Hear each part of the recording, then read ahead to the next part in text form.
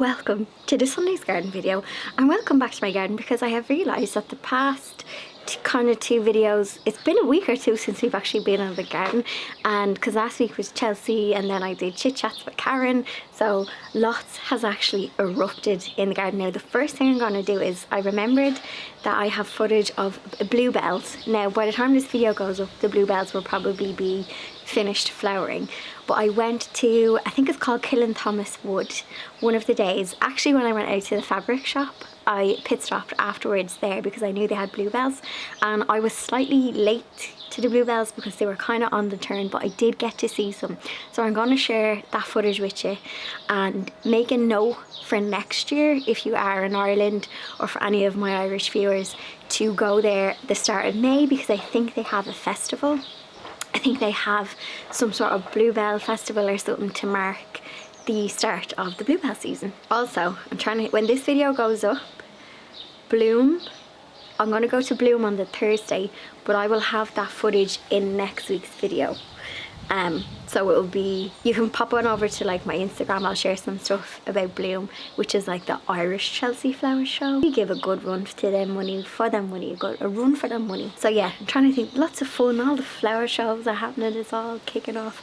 But back to my own garden. When I came back from Chelsea, I only left for a couple of days, but sometimes when you leave and you come back, there was obviously great weather, and flowers just erupted and opened, and things are starting to just be abundant and full and lush, and flower heads and things are opening. So I'm going to show you the front, looking a bit wild, you kind of like it, and then the back. And then I tackled some jobs where I thinned out, I cut back all the tulips in the beds out the back, but oh my god, the amount of sunflowers. Anyway, let's walk. I have my water as well because I am like so wetting today.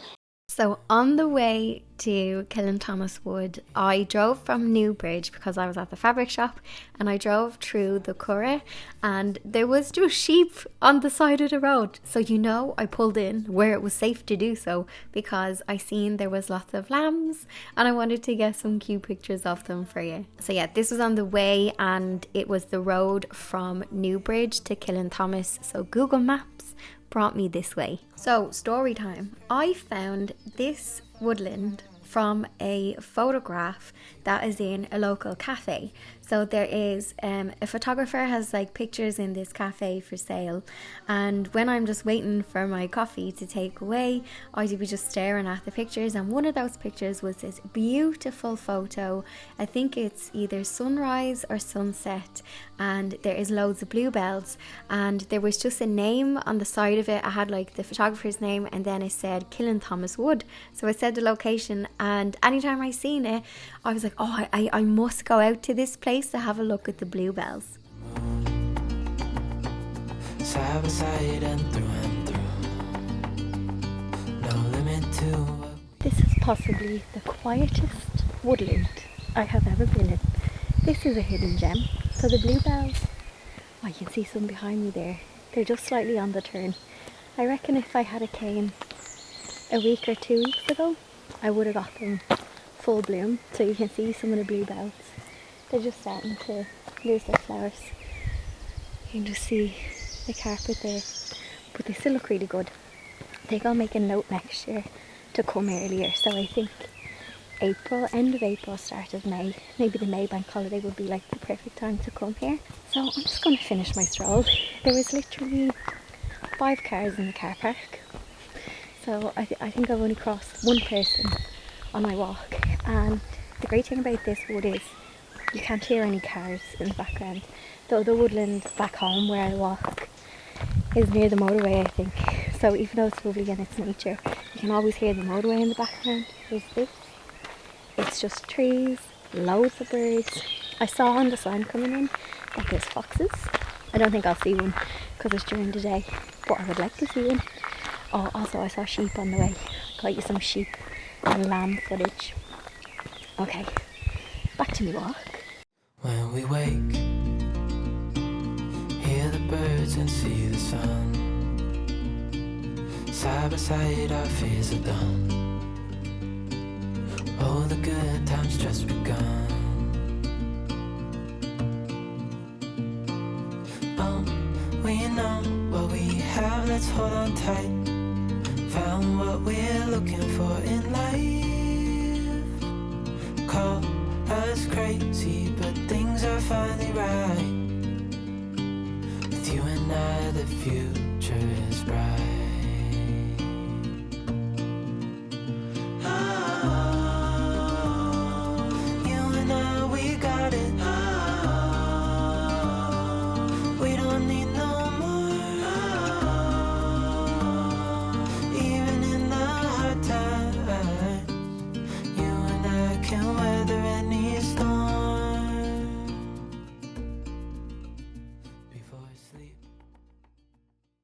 So I am cutting back my tulips. However, please don't copy me because this isn't really the right thing to be doing.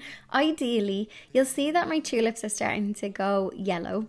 But when you cut them back, you're supposed to let them go proper yellow. But I have loads of seedlings underneath.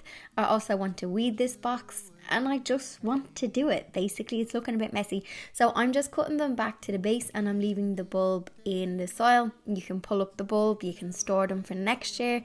I'm not doing that, I just plant around them. And the main reason for leaving them to go yellow is so that all of the goodness goes back into the soil.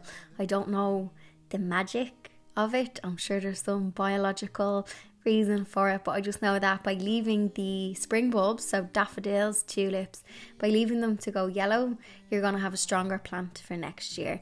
I also deadheaded them as well because I didn't want them to create seed. I wanted them to just create goodness in the bulb for next year. I also tackled the other raised bed and you'll see that the tulips that were in here, because they were the early flowering variety, they were proper yellow. They were the yellow that's allowed for cutting back. So there's also some foliage from, there's some random alliums that snuck in here. And there's a few other bits, so this is going to be getting changed over and I'm going to put zinnias in it, but I just wanted to start clearing it out to make space for them. This time of year I find there's just a messy, I'm going to say 3 or 4 weeks where the summer plants are getting going and the spring ones are dying back. But you know what, winter does be so long that I wouldn't change it, because those spring bulbs from February until the end of May just give me so much joy that I can handle a few messy weeks in between. You and me,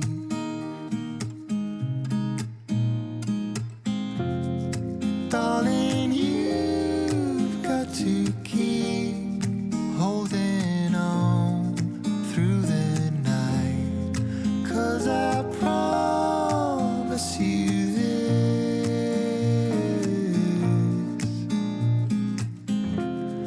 if you try to get some sleep, if you give up the fight, if only just for a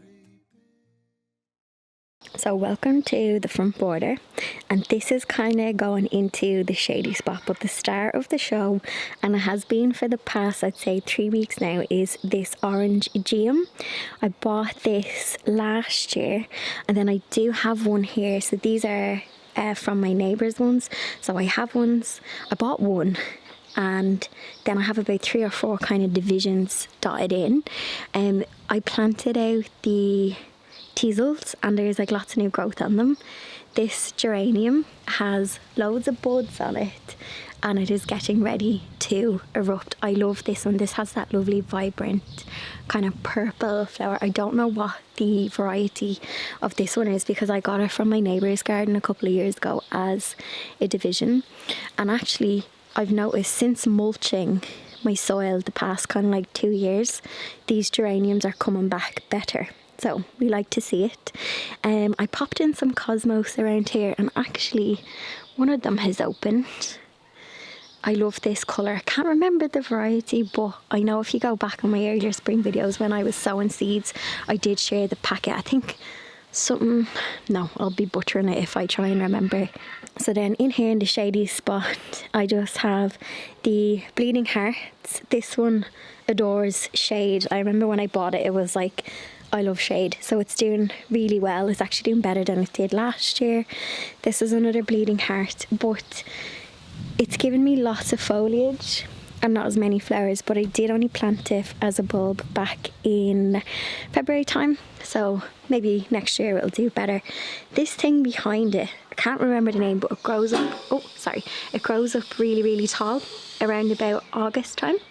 And I have new growth on this climbing clematis. I think this is winter beauty, lots of new growth, so I'm just trying to move the new growth so that it will grow up. I just remembered as well, this is in a stilby, and I had it in this shady area in the back garden last year, and some of you might remember that I repositioned it here. Now I don't know if it's going to enjoy being here, because you can see already it's getting a little bit crispy. I think ideally it would have been better to have down the end. This I think is a lily, and again I got this off my neighbour years and years ago, and since mulching the soil it has like just done better. I also have some more geranium cuttings that I popped in here. This is the one that has that lovely pink, and this flowers for ages, and I had this in the back garden, and I swear to God last like autumn this was still flowering like into October, end of October. So this is one of my faves. This is geranium and it's pink something. It's not geranium Janet, I think it's called pink something, but I love it, and it's taken well from being a root division. Lots of Welsh puppies, they're doing really well, and my roses, a lot of the new foliage doesn't have any black spot on it, which is great. I've also just realised that I have a foxglove in here. So this is a little self-seeder. I didn't plant him, so he is a happy surprise. There seems to be two on that. And then I have another foxglove in here that's a self-seeder. Now these aquilegias, I'm sorry about the harsh sun. I'm going to see, the sun is quite harsh, but I have 3 clumps. Sorry, I've about 4 or 5 clumps actually. If I stand in the shade, will it be easier? So I have clumps there of aquilegias, and these have gone like really tall compared to last year. And also in this tire is the borage that a couple of videos back, I think 2 or 3 videos back, I just sprinkled it onto the soil and it is starting to grow. So the borage that's in my local park is already in flower and it looks great. It's buzzing with bees, so maybe another month and I'll have a full plant. The daffodils, so this is all daffodil foliage. I think I might plant it, give it another, wait for it to go yellow, and then I'll just cut it back. So there's lots of alliums. Also apologies for the background noise, there is some building happening on the road. So the alliums buzzing, aquilegia buzzing. Just noticed that I have another rose on this climbing rose here. I have it just propped up as a support, but I do need to start putting stuff into the wall so that it will grow up the wall. Some more geraniums in here.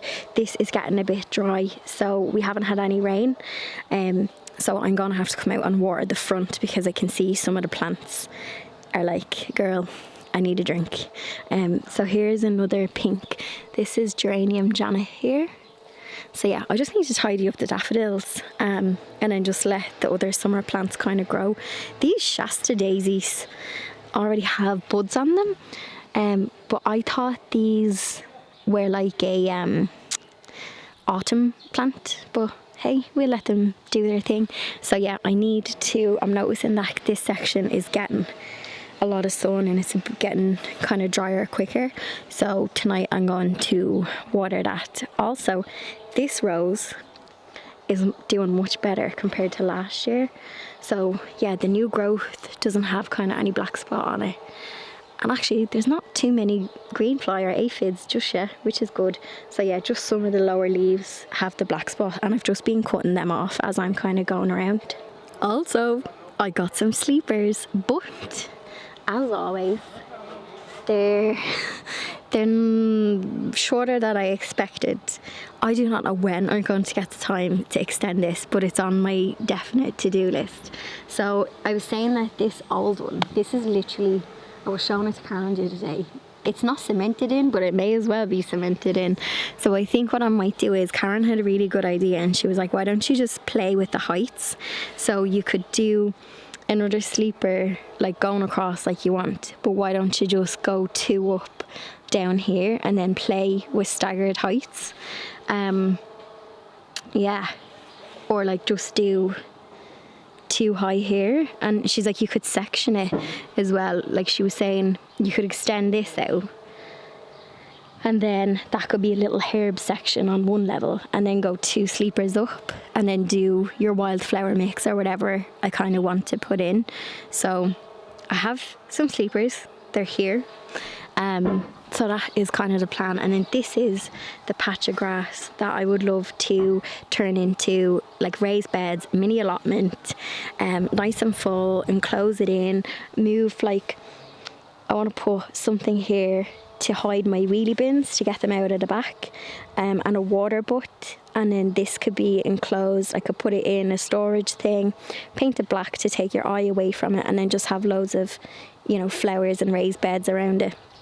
So got interrupted there, but it was a good interruption. So one of my neighbours next door, we have a block drain or something, my pipe goes into their pipe. It's a smelly pipe, yeah, but it's getting fixed. But look at the peonies from their garden. I was like, this is a 20-year-old bunch right there. This is in their garden. So my friend gave me a peony last year, planted it. It's still small. I don't know if it's gone to flower, but this is one of their peony bushes, but she was saying it's like 7 years old. So maybe if I'm patient, look at these. This colour is beautiful. I don't know if I've seen a peony in this colour. How stunning are they? And there's some buds on them as well. So I'm going to go in and put them in some water because they are absolutely beautiful. Now apologies because there's going to be some background noise. I hope it's not going to be too loud, but this is real life. Here is how the back is looking. I'm after chopping the tulips. Look at all of the sunflower seedlings in that box. I just wanted to give air to the other plants that are trying to come up. The dahlias are doing great in here, and this nasturtiums from last year have self-seeded and they have come back. I also have sweet peas, no sign of any flowers yet, but they're after growing stronger and they have, like, they're clinging on to the supports now. The erigeron is flowering and looking good, and then I have the teasels as well, which will look nice come like high summer, so like August time, July, and then they're gonna look lovely when they die as well. And the plan is to leave them with their seed heads on. So last year's dahlias have come back. I was saying in an earlier video that I left them I mulched them to overwinter, and I was nervous that the frost would kill them, but because we've been having mild winters, I said I'd risk it. And they're in a raised bed as well, so when we had some frost during December, I covered them in fleece and I had about 2 or 3 layers of thick mulch. So these are the dahlias are mixed in. I also have some kale, but I don't know, there is flower heads on the kale, so I don't know if they're bolting or if that is, I've never grown kale before, so I need to see, is that normal? This bed is on the turn as well, so I trimmed back the dahlias. No, that's a lie. I trimmed back the tulips. All of this foliage here is just some spring bulbs and some foliage from these alliums. So I'm going to put my zinnias in here. So this is going to be a bed that will have zinnias for cut flowers. And there is, I think, some snapdragons in here as well from last year. I have loads of apples on the apple tree. Look at the size of this one. This is going to be a juicy, oh, did one fall? No. This is going to be a juicy old apple. And then I need to just sort out, I have buckets of like tulips that are dying back. So I need to take the tulip buckets, put them around the side of the greenhouse to die off, and then bring out all the dahlias and replace them with dahlias. I've also got the strawberries. They're going into flower as well. I noticed when I came back from Chelsea though that they were not looking so fresh because they needed some water, so I needed to get on my watering game. Then over here in the little wildlife corner, actually there is a geranium. I don't know where you came from, but you're flowering and you look happy, so I'm going to leave you. So the brunnera is still looking, that is just, if you get one plant for spring and early summer, Brunner. So yeah, lots of new growth in here. I did have a hosta in the corner. It's not showing any signs of coming back. I thought there was a bit of growth, but maybe he's given up, but the slugs got him anyway, so I'm not too sad about that. So yeah, some of the ferns, lots of new foliage coming back on them, and this heuchera is doing great as well. And I mulched this, yeah, I mulched the soil in springtime, so they seem quite happy. So in my wild area, so there is loads of creeping buttercup in here, which I'm going to leave. I just don't like when the creeping buttercup creeps in here, but what can you do? So this has started to, yeah, so this is just a grass patches where the crocus were, and I haven't cut this at all actually, because there was crocus in it. You can see some of the dead foliage of the crocus, so I'm just leaving this to go a bit wild because right next to it is the pond area, so I want to provide some ground cover, so if there is anything living in here, if there's any frogs in residence, I want to give them just a bit of grass cover, and also the plants in here as well are giving them a bit of cover. Also the snapdragons in the back are flowering, but they're kind of getting a bit lost in there, but listen, the bees will find us. So this wildlife pond area is nice and wild actually. I also love, these remind me of being a kid. I love the seed pods on this. This is Honesty, I think is what it's called. Beautiful flower. And I'm going to collect the seeds because I love these. And yeah, they remind me of being a kid. I'm so sorry for the interruption again, and I know that noise is going to be really annoying.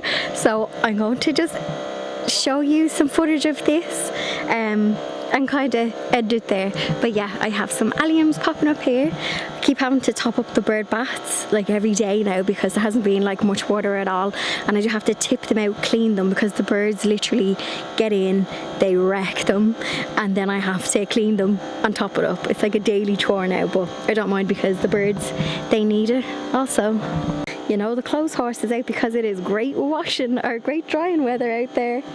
Now my little seating area is looking a little bit like a riot because I actually have a drain doctor coming, so I have to move all of the pots out so that he can get in, because there's a blockage somewhere.